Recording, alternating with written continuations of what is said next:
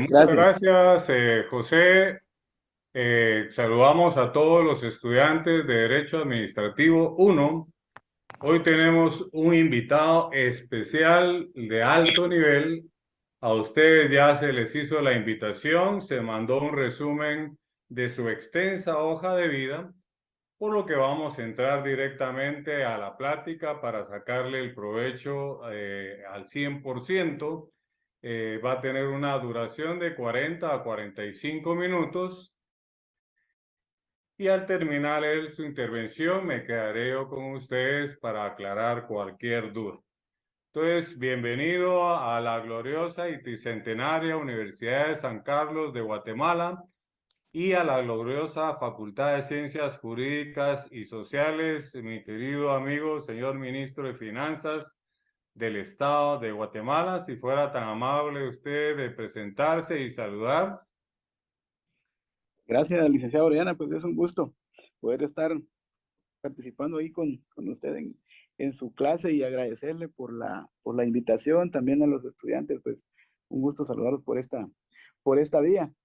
Y pues creo que es muy importante poder tener este tipo de intercambios para que los estudiantes pues vayan conociendo qué hacen las carteras de gobierno. Y en mi caso, pues mi nombre es Edwin Martínez, estoy desempeñando el cargo de ministro de Finanzas. Eh, pues ya en mi hoja de vida lo han ustedes observado, llevo acá alrededor de unos 28 29 años. He estado 2 veces de viceministro y hoy que fui ascendido a ministro. Y aquí estoy pues trabajando siempre en beneficio y con la intención de que nuestro país salga adelante. Bueno, vamos a hacerlo, mi querido ministro y amigo, como que si fuera un privadito. Así, Entonces, la bueno, primera pregunta que le tengo para usted y que va a enriquecer mucho el conocimiento de los alumnos, ¿sería usted tan amable de explicarnos qué es un ministro de Estado?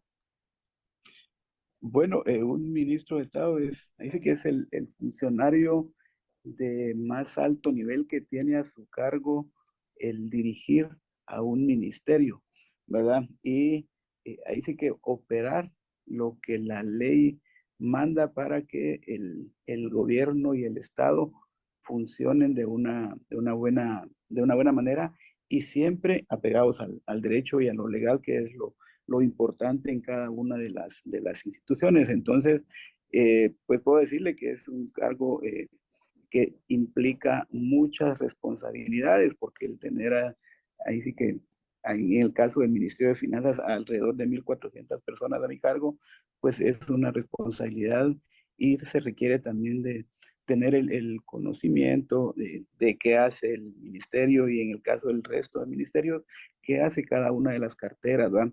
Y pues eso, como le decía, de mucha responsabilidad, pero también eh, creo que es importante la experiencia, el manejo de la información, porque cada ministro pues participa en el gabinete de gobierno, que es donde se toman las decisiones y donde el señor presidente de la República pues es quien lo dirige y donde hay que tener las capacidades para poder explicar y qué se está haciendo en cada una de las carteras.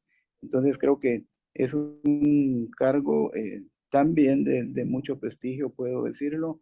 El llegar acá, pues en mi caso es un ascenso, no participo en política por el tiempo y por el desempeño que he tenido en el ministerio, pues logré escalar durante todo el tiempo que llevo en el ministerio ahí. Entonces también eso me hace asumir esto con responsabilidad y con la mayor seriedad que se requiere de un cargo de esta naturaleza.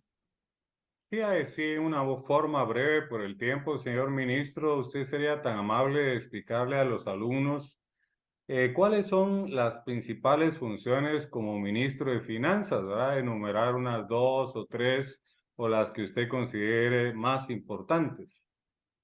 Bueno, tal vez en temas de competencias o de responsabilidades, el Ministerio de Finanzas pues tiene a su cargo el desarrollo y la implementación de la política fiscal.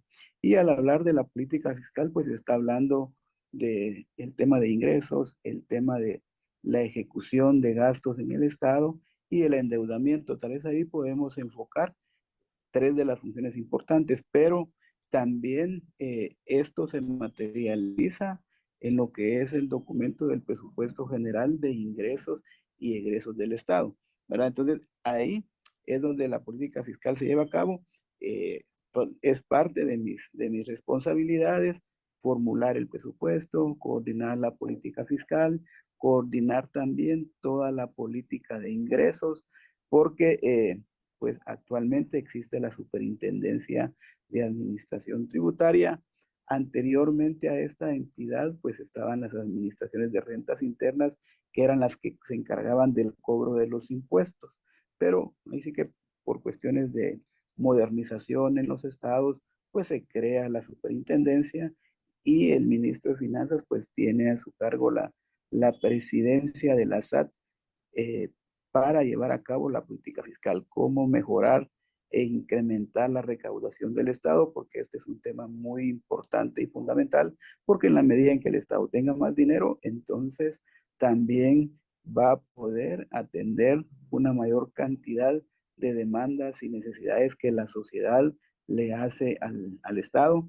Y por supuesto, pues esta es una coordinación, tener también la capacidad de no endeudar tanto al país, porque en temas de endeudamiento, pues puedo decirles de que siempre se ve como algo malo, algo que está dañando a un Estado, pero en realidad no es eso. Una vez los recursos que se adquieren mediante el mecanismo de deuda se utilicen de una buena manera, de forma transparente, correcta y que vayan a los fines para los cuales se creó o se negoció el préstamo. Entonces, esto contribuye al desarrollo del país. Entonces, la política fiscal básicamente es esa, pero también otra de las funciones es, ahí sí que participar en el gabinete general de gobierno, participar también en el gabinete económico. O sea, son muchas las instancias en las cuales el Ministerio de Finanzas participa y que son parte de las funciones que se tienen. Ahí sí que buscar esa integralidad con el resto de ministros para que el Estado pues funcione de una buena manera. Y una de las tal vez funciones también importantes del Ministerio de Finanzas es de que tiene a su cargo, ahí sí que el control y también el ordenamiento de la ejecución pública. A la hora de ejecución se habla de el traslado y la administración de los recursos a las diferentes instituciones, no solo ministerios y secretarías, sino en centralizadas, municipalidades, consejos de desarrollo, y esto pues es lo que requiere también de esa capacidad para poder trasladar en tiempo los recursos, para que también quienes ejecutan recursos públicos puedan tener una buena ejecución. Y como les repito, es parte de esa integralidad, y el Ministerio de Finanzas pues tiene esa relación con todas las entidades públicas. Por ejemplo, la Universidad de San Carlos es acá donde se hacen los aportes para que funcione, al Ministerio Público, a la Corte de Constitucionalidad, a los alcaldes. Entonces, es parte de, de estas funciones.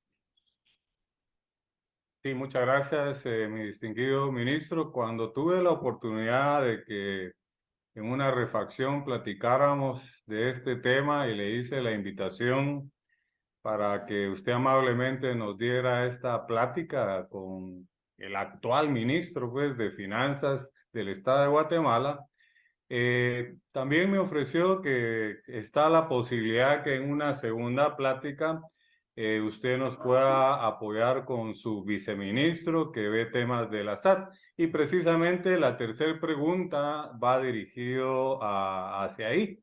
¿La SAT depende de su ministerio, señor ministro de Finanzas? Bueno, la SAT es una entidad descentralizada, no depende directamente de finanzas, por la estructura que tiene y como su función principal es la recaudación de los impuestos. Y les mencionaba yo de que una de las competencias del ministerio es dar y llevar a cabo la política de recaudación de impuestos. Entonces, lo que sí pasa es de que el ministro de Finanzas preside el directorio de la SAT, y el directorio de la SAT son tres tres funcionarios, dos directores que son nombrados por el presidente de la República y la ley manda de que el ministro de Finanzas lo preside. Entonces, pues al final es el ministro de Finanzas quien le tiene la competencia de dirigir la política de ingresos del Estado. Y existe un superintendente de administración tributaria que es como la autoridad administrativa superior de la entidad para que pueda él, ahí sí que en función de las instrucciones del directorio, él llevar a cabo también y materializar la política fiscal de ingresos del país. Y ya la SAT es la que se encarga del cobro de los impuestos, de estar aplicando y desarrollando sistemas que permitan a los contribuyentes el facilitar el pago de los diferentes impuestos, porque la SAT es una entidad muy grande, por decirles, tiene alrededor de unos 7.500 trabajadores y funciona con un aporte que también le da el Estado en función de la recaudación que hace diaria, mensual y anualmente. Entonces, se le van trasladando los recursos, pero sí decirle de que el ministro de Finanzas es quien preside el directorio de la SAT. Sí, gracias, señor ministro. Una pregunta también obligatoria para que los estudiantes tengan claro. ¿Qué son los viceministros? Y en el caso suyo, en su ministerio, ¿cuántos viceministros de Estado tiene? Bueno, en el caso del Ministerio de Finanzas se cuenta con 4 viceministros y cada uno tiene sus competencias y son los funcionarios que tienen el grado jerárquico inferior al de ministro, ¿verdad? Y las funciones de ellos es apoyar al despacho superior en diferentes temas. Por ejemplo, aquí los 4 viceministros, hay uno de ingresos y evaluación fiscal y es quien me acompaña a las reuniones del directorio de la SAT para llevar el control de forma puntual y también ir, ahí sí que coordinando, supervisando cómo va el tema de la recaudación. Hay otro viceministro de Administración Financiera que es quien ve todo el tema de gasto, todo el tema del traslado de recursos a las diferentes instituciones que conforman el sector público, no solo el gobierno central, sino el sector público. Es todo, ya les mencionaba yo, pues hay algunas instituciones, pero por ejemplo hoy que estamos en periodo de elecciones, es finanzas a través de este viceministerio que se le va trasladando el dinero de forma cuatrimestral y trimestral y este viceministerio administrativo es el que tiene a su cargo la dirección técnica del presupuesto, la tesorería nacional, la contabilidad del Estado y la dirección de crédito público. 4 directores rectores en el tema de administración financiera. Y bueno, ustedes, los estudiantes, se enteran de que pues al final el dinero lo paga la Tesorería Nacional cuando ya está todo coordinado y autorizado.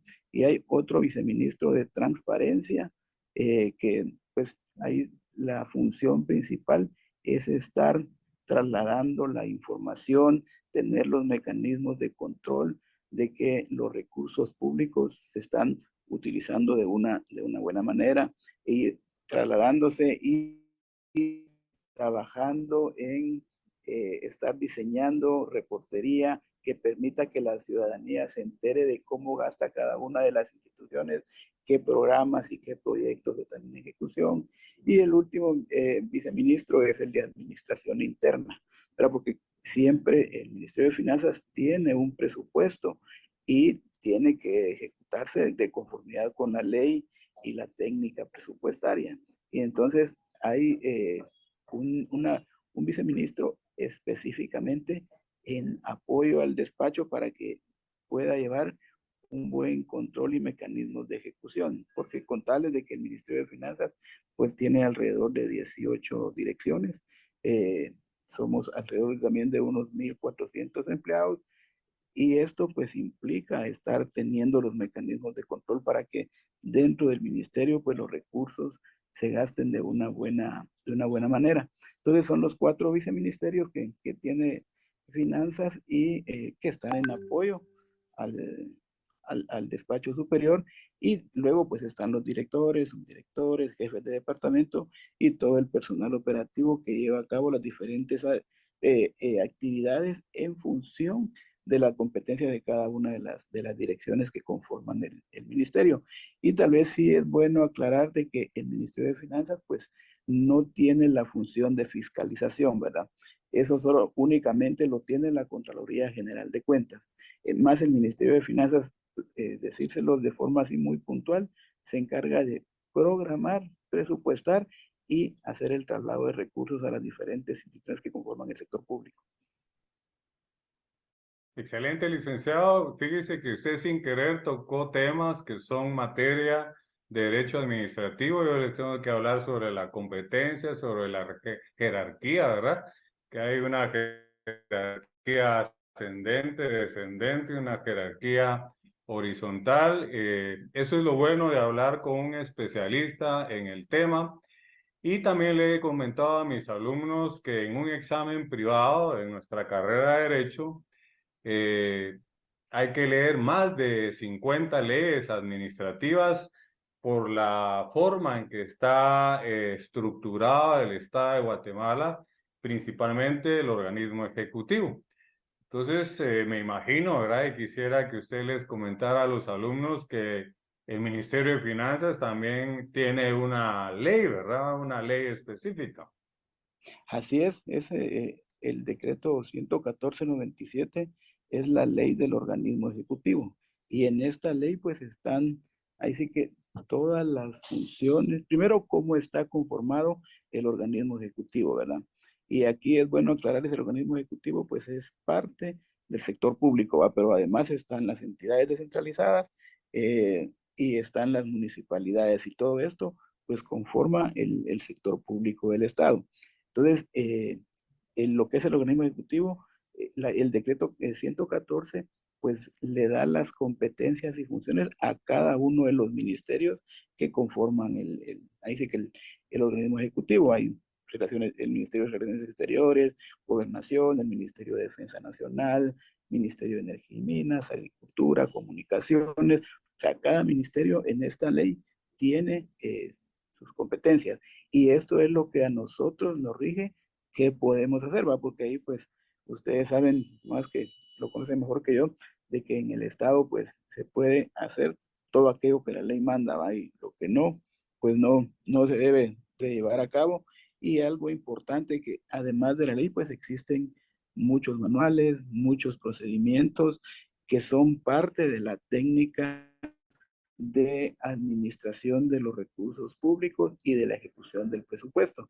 Y yo creo que ahí es donde se vuelve muy importante el curso de Derecho Administrativo, porque pues en todas las instituciones públicas siempre existe una unidad o una dirección o una asesoría jurídica.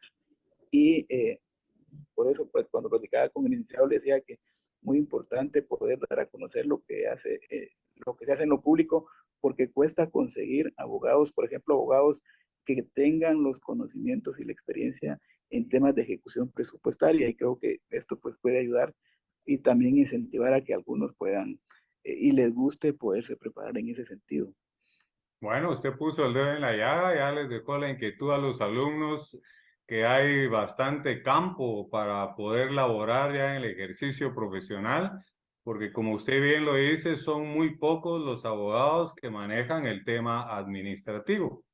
Eh, entonces les queda ahí la inquietud de ponerle mucho más atención a estos temas, especializarse, y pues van a abrirse muchas puertas en el futuro para pues poder optar a una asesoría o a un cargo como funcionario público. ¿Cómo podría usted contarnos, en base a la experiencia, el tiempo que tiene usted de ser funcionario público, cómo se siente como un funcionario público? ¿Cuál es su sentir? Bueno, mire, la verdad que para mí ha sido algo muy positivo, y también le digo de mucho orgullo poder ver empezado en el ministerio en el puesto más bajo cuando empecé a trabajar, y llegar al último, ¿verdad? Porque ser ministro, el cargo es la máxima autoridad aquí en el ministerio, y también por ese trabajo que llevo en casi 29 años, pues me siento muy satisfecho y también muy honrado, por decirle, del trabajo que he llevado a cabo. Pues eh, cuando platico con las personas, pues reconocen mucho la labor que he llevado a cabo aquí en el ministerio, y esto pues me permite también, eh, ahí sí que incentivar tanto a las personas de aquí, a los viceministros, directores, para que se dediquen y que sus actividades las hagan con mucho interés, que sí se puede hacer una carrera administrativa en el sector público. Y pues lamentablemente a veces pues quienes somos empleados públicos nos ven mal y nos tildan mal, pero y también de que no se trabaja. Pero por ejemplo acá en el ministerio, ustedes van a ver las luces encendidas 8 o 9 de la noche todos los días, de gente que está trabajando y dedicándose a las actividades que tiene que hacer, porque en temas financieros, pues como además de la técnica, existe lo legal y hay tiempos para poder llevar a cabo las diferentes acciones, y entonces eso es lo que hace de que el trabajo financiero sí es bastante complicado y requiere de tiempo. Y lo que sucede en el Ministerio de Finanzas lo van a ver también en todas las instituciones públicas, partes financieras trabajando sábados, domingos, para poder cumplir con las fechas y con todo lo que se requiere, porque pues yo siempre lo menciono, en el sector público gastar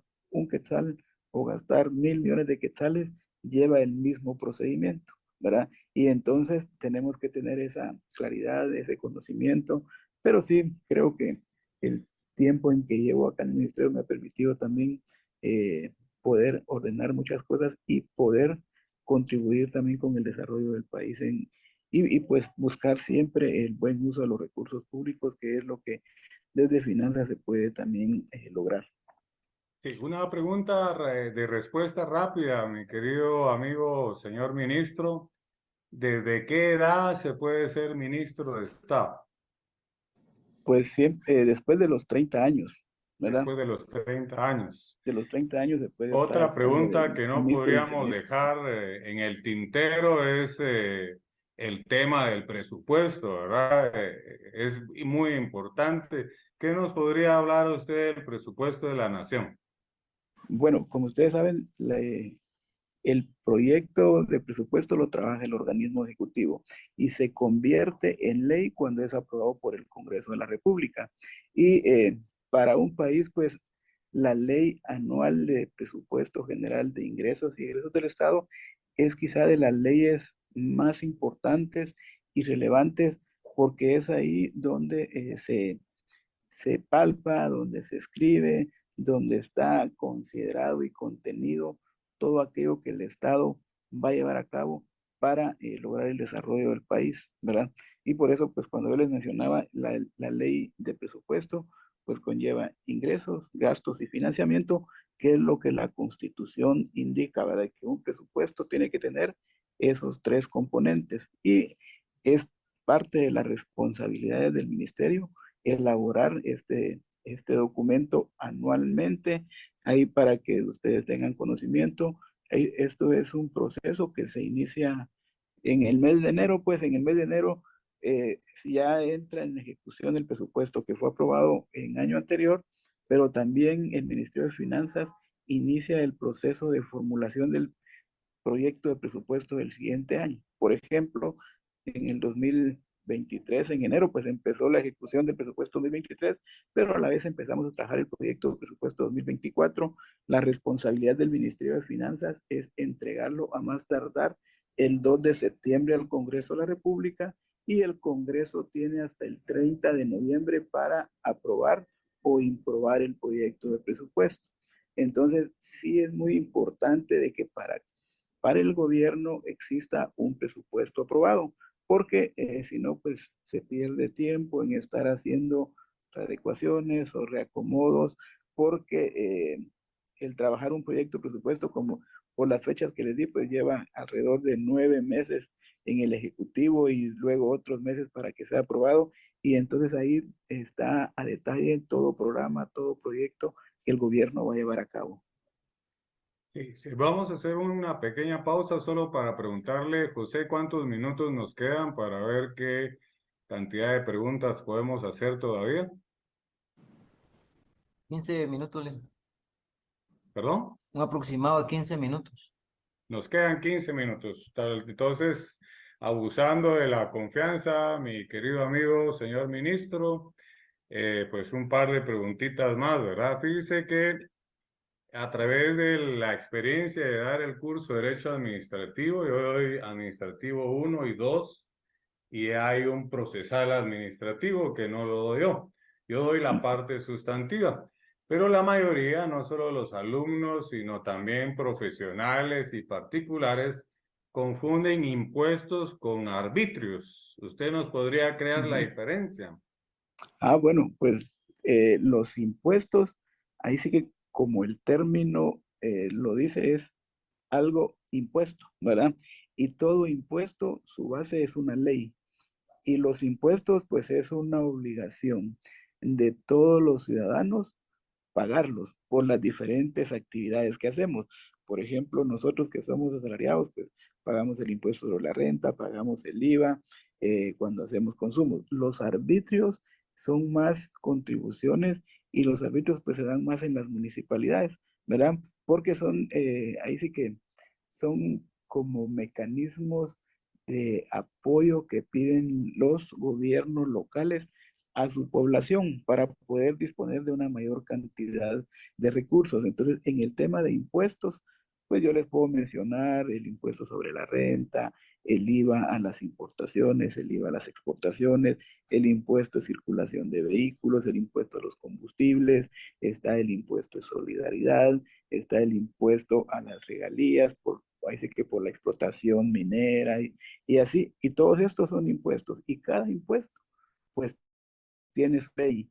Y también cada impuesto, cuando el Congreso de la República lo crea, pues le da un destino en el gasto y le dicen en qué lo puede gastar. Y nosotros como Ministerio de Finanzas, pues tenemos que tener ese cuidado y como ese mecanismo de control para asignarlos únicamente a donde dicen las leyes. Y los arbitrios, pues por ejemplo, el boleto de ornato es un arbitrio, ¿verdad? Porque es una contribución temporal a una municipalidad y que pues no necesariamente tiene que ser aprobado por una ley. Entonces, el impuesto es algo, una obligación que tenemos todos de pagar por las diferentes actividades económicas que llevamos a cabo.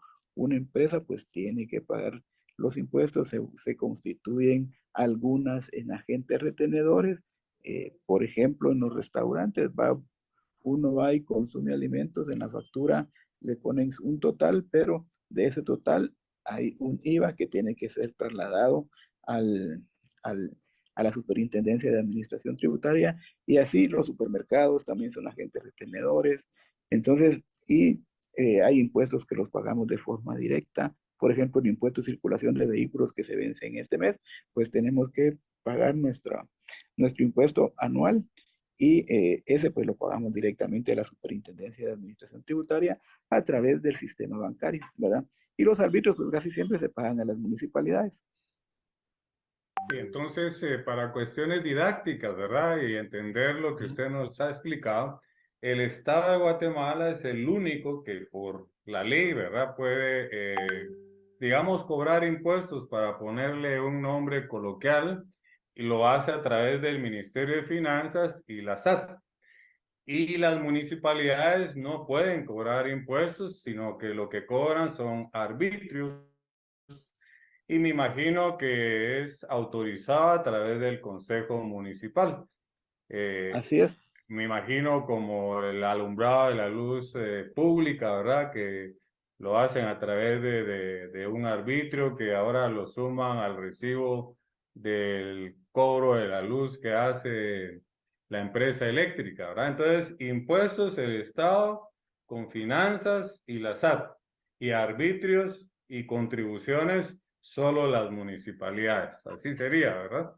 Así es, por ejemplo, los impuestos, como le mencionaba, hay directos e indirectos, ¿va? Entonces, los directos los pagamos, todo impuesto se paga a la Superintendencia de Administración Tributaria, a la SAT, ¿verdad? A través del sistema bancario. Y eso es lo que también ha ayudado a que se facilite el pago de los impuestos. Pero, por ejemplo, en las municipalidades, el servicio de agua, el servicio de basura, el alcantarillado, entonces estos se pagan el boleto de ornato, o si se va a requerir un servicio adicional a la municipalidad, se pagan directamente a la municipalidad. Entonces, tal vez aquí lo que ayuda a diferenciar es de que el impuesto siempre va a tener de sustento una ley, ¿verdad? Mientras que el arbitrio o una contribución que se le pida al pueblo, pues va a ser el Consejo Municipal el que lo decide y lo aprueban con una resolución de ellos.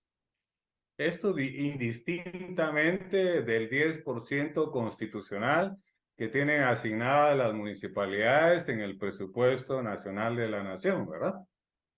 Sí, las municipalidades por ley se les traslada, además del aporte constitucional, se les traslada también un porcentaje del impuesto al valor agregado, al IVA. Les corresponde un 1.5%. Y también por el tema de combustibles, también se calcula del porcentaje que les toca en total recauda la SAT y ya se les entrega mensualmente a las municipalidades. Entonces, las municipalidades, pues esa es la mayor fuente de financiamiento para que puedan llevar a cabo sus programas y proyectos. Pero adicionalmente, muchos alcaldes hacen el esfuerzo de poder contar con recursos adicionales y ahí es donde entran los arbitrios, ¿verdad? O como ya les mencionaba, el boleto de ornato que lo pagamos es un apoyo a una municipalidad que lo pagamos una vez al año en función de nuestro ingreso. Ahí se paga, dependiendo de eso, pues ya hay un monto establecido y ahí se paga el boleto de ornato. Bueno, ya para finalizar y cumpliendo con el horario y no abusar también de su tiempo, y sabemos que usted está en labores y hizo este espacio exclusivamente como un aporte a los estudiantes sancarlistas y de la gloriosa Facultad de Ciencias Jurídicas y Sociales. Algo que usted les quisiera decir a los alumnos, estudiantes, ahorita son de sexto semestre, administrativo 1, algo que usted considere oportuno para que pues les pueda servir a ellos en el futuro ya cuando sean profesionales. Bueno, yo tal vez lo que les mencionaba, ¿va? De que si hay estudiantes de derecho que les interese la cosa pública, pues pueden también capacitarse, ya sea en direcciones del Ministerio de Finanzas o el INAP también da cursos, porque sería muy importante poder contar, por decirles, con un banco de abogados que les interese ahí sí que el trabajo público y entonces eso requiere también de esa formación y como ustedes, pues me imagino ustedes como profesor en Derecho Administrativo, pues les da los listados de leyes que tienen que ver con todo lo administrativo del Estado. Creo que ahí sería muy importante, por ejemplo, conocer la ley orgánica del presupuesto, el manual de clasificaciones del sector público, la ley anual del presupuesto, la ley de compras y contrataciones. O sea, es una cantidad de leyes en temas administrativos que es muy oportuno poderlas conocer y aplicarlas ahí sí que en la medida en que la ley manda, porque sí, yo que llevo años en esto, pues siempre tenemos inconvenientes para conseguir abogados, ¿va? Por ejemplo, acá en el Ministerio de Finanzas, pues tenemos una unidad de asesoría jurídica, pero pues traemos abogados tal vez que no han trabajado, no se han desempeñado y los formamos. Y de aquí luego se van a otras instituciones, ¿va? Entonces yo creo que a los jóvenes, a los estudiantes que están en la carrera y preparándose, pues creo que sería muy importante que les interesara el tema público, por supuesto, de que los abogados pues también en el tema privado creo que les es más rentable, pero como también ya a veces son hay quienes les gusta lo público y creo que también la relación de dependencia, entonces eso también será una oportunidad y una posibilidad más de empleo. Hay, pues yo como ministro de Finanzas y también como platicamos, si en algún momento es importante que llegue el viceministro a explicarles más a detalle el tema de ingresos, pues será un gusto porque creo que nuestra función es poder compartir, ¿verdad? Y ahí sí que como dice el eslogan de la Universidad de San Carlos, pues ir y enseñar a todos. Y yo también soy egresado de la Facultad de Ciencias Económicas de la Universidad de San Carlos, ¿verdad? Tengo otras maestrías ya en otras universidades, pero sí mi carrera de profesional la saqué en la Universidad de San Carlos. Y Y entonces, dos pues, cosas muy muy agradecido. puntuales, mi querido señor ministro. Eh, Tomarle la palabra con el ofrecimiento que nos dio de aportarnos a su viceministro para que nos dé una plática similar en relación a la SAT y luego pues resaltar, ¿verdad?, que todo funcionario público se debe principalmente a nuestra Constitución Política de la República de Guatemala, ¿verdad? De ahí todas las leyes ordinarias en materia administrativa. Se nos ha ido el tiempo, señor ministro. Yo voy a tener la oportunidad de seguir compartiendo con usted, si Dios nos da vida, Así es. mucho tiempo, pero los alumnos quizá solo sea esta la única oportunidad y han tenido ese privilegio. Y en nombre de nuestra tricentenaria Universidad de San Carlos de Guatemala, a la cual también usted pertenece, y en nombre de nuestra gloriosa Facultad de Ciencias Jurídicas y Sociales, en nombre de mis estudiantes de Derecho Administrativo 1 y en nombre de mi persona, ¿verdad? Que soy el docente titular, Giovanni Orellana, pues realmente no hay palabras para agradecerle el tiempo, la voluntad, el conocimiento, el no egoísmo en compartirnos con todo eso que nos compartió en estos minutos. Muchas gracias. No, igualmente, licenciado, yo le agradezco ahí por la oportunidad de poder explicar y también, pues, trasladarle a los alumnos lo que es el Ministerio de Finanzas, ¿verdad? Y a usted, pues, agradecerle también esta posibilidad y oportunidad. Y que Un tengan un fuerte buen día y ahí abrazo, que siempre Dios lo estamos a la siga orden. bendiciendo a Igualmente a usted, usted, a licenciado. su familia y éxitos en sus labores, no solo personales, familiares, sino en ese cargo de tanta responsabilidad como ser el ministro de Finanzas del Estado de Guatemala. Que Dios le bendiga y muchas gracias por su aportación. Muchas gracias, licenciado. Que tenga un buen día también y saludos a Un los abrazo a estudiantes. la Se distancia, cuida. sí. Dios me le Igualmente, bendiga. gracias. Buen día. Adiós.